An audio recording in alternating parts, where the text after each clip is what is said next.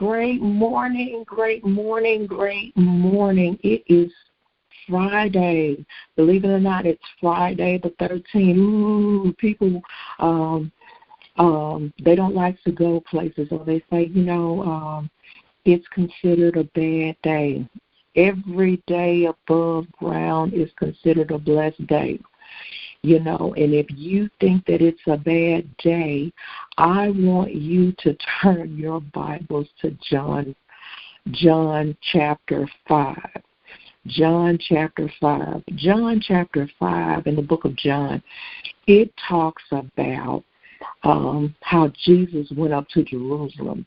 Now, this place in Jerusalem was a sheep gate, a pool, which is called in Hebrew, and it has 5 porches, right?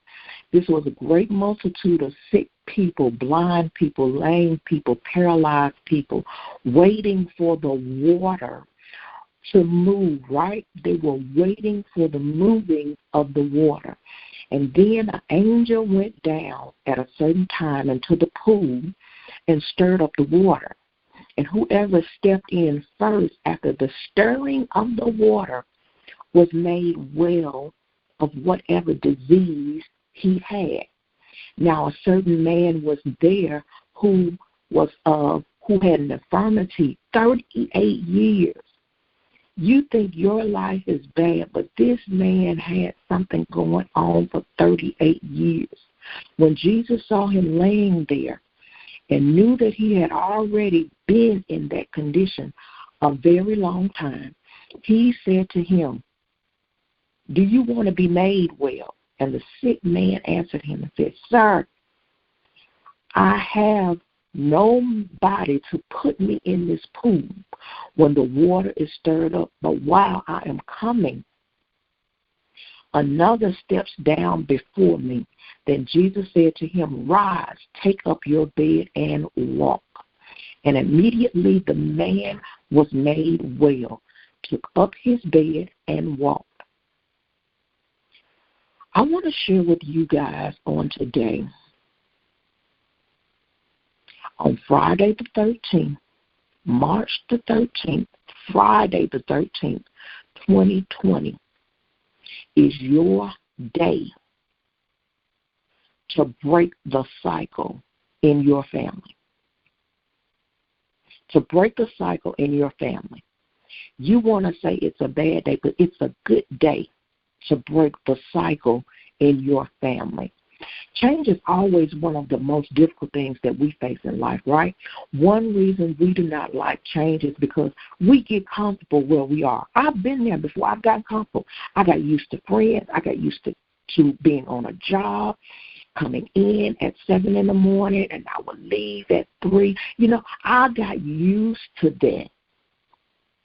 I became so familiar with the people around me, and they became familiar with me. And when we are not willing to change, we get stuck in the past instead of moving forward with what God is trying to get us to do, right?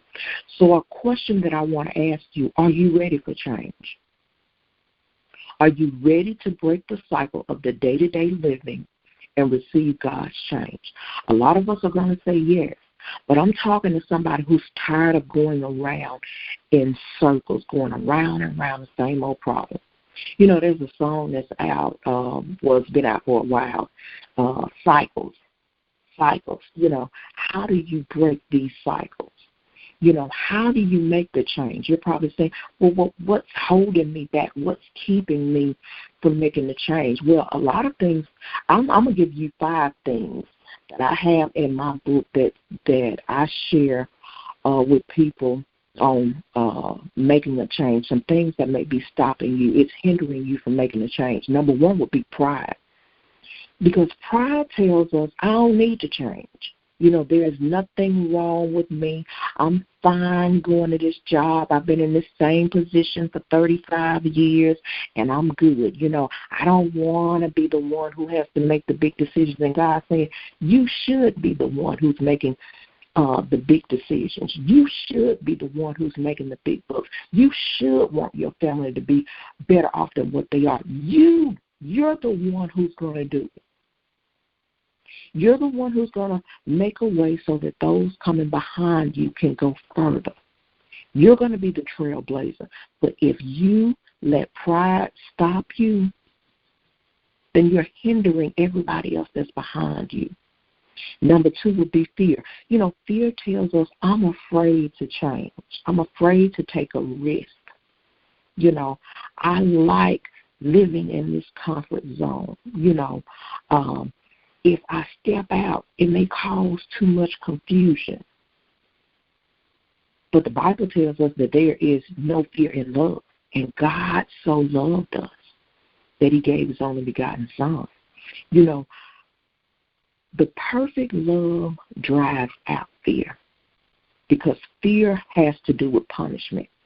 And that's why a lot of us are stuck, because we feel like we need to be punished for something that we've done in the past. But it's time to change. It's time to change that cycle. Number 3, rebellion. Rebellion says to God, and it says to other people around, I will not change. You're telling yourself, I will not change. And do you know that rebellion leads to destruction? Saul lost everything because he rebelled against God. Number 4, laziness. Laziness says it's too hard for me to change and no time to change. Laziness leads to poverty. A lot of us, we are living in poverty. We are living below, so low. And God is not in lowness. God is not in poverty. God wants us to succeed in life. He wants us to grow, to enlarge our territory. But because of our poverty thinking, our poverty living, our poverty speaking, it keeps us lazy, dragging. We late for everything. That's poverty. Lateness is also disrespecting. You're not only disrespecting the person who may be up presenting, or you're late going to work. That's disrespecting. You're telling your job, you don't really mean that much. I can just be late. And then you brag about it. Poverty. That's a poverty mind thinking person. The 5th one, and I'm going to let you guys go, is ignorance. God says, you're saying to God is, I don't know how to change. And you're saying change will lead me nowhere. I did this for so long, and look where it got me. And it's because you didn't change. Change is inevitable. Whoever God called, he brought seasons of change. God is calling you to a season of change. I pray that you got something out of the words this morning, or your perspective have changed in a certain way that God needed it to change in. I pray that you all will have a great and prosperous day. And remember, today, Friday the 13th, it's going to be a good day, because you're about to break some cycles in your family, in your life, in your ministry, in your marriage, in your children's life, so that you all can prosper. Remember, there's always somebody behind you, but you have to be the one to lead the way so that they can go further. Authoress Takina K here. Have a blessed day, guys.